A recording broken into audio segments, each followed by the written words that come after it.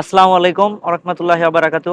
আমরা আজকে যাচ্ছি কবিরপুর চরে নদী ভাঙনে কিছু অসহায় মানুষদের পাশে দাঁড়াতে।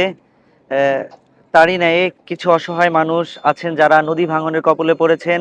আমরা তাদের গাছ কর্মসূচি বাস্তবায়নে তাদের পাশে দাঁড়িয়েছি, তাই সেই গাছ নিয়ে যাচ্ছি তাদের মাঝে।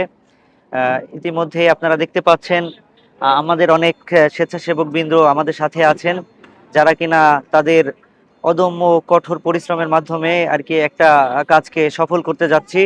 তো সকলে আমাদের জন্য দোয়া করবেন এবং আমরা যেন এমন ভালো কাজ করতে পারি সেজন্য আমাদের জন্য দোয়া করবেন, এবং দেশ ও বিদেশে যারা এই কাজকে সাহায্য করেছে তাদের জন্য আপনারা সকলে দোয়া করবেন।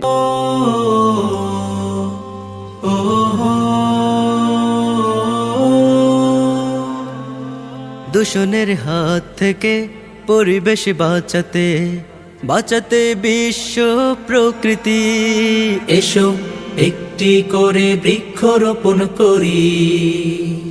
গাছেরও প্রাণ আছে, তা থেকে প্রাণ বাঁচে, সুস্থ থাকে এই পৃথিবী।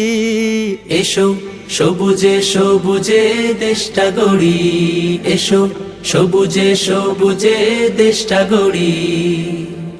দূষণের হাত থেকে পরিবেশ বাঁচাতে বাঁচাতে বিশ্ব প্রকৃতি, এসো একটি করে বৃক্ষরোপণ করি। গাছেরও প্রাণ আছে, তা থেকেই প্রাণ বাঁচে, সুস্থ থাকে এই পৃথিবী। এসো সবুজে সবুজে দেশটা গড়ি, এসো সবুজে সবুজে দেশটা গড়ি।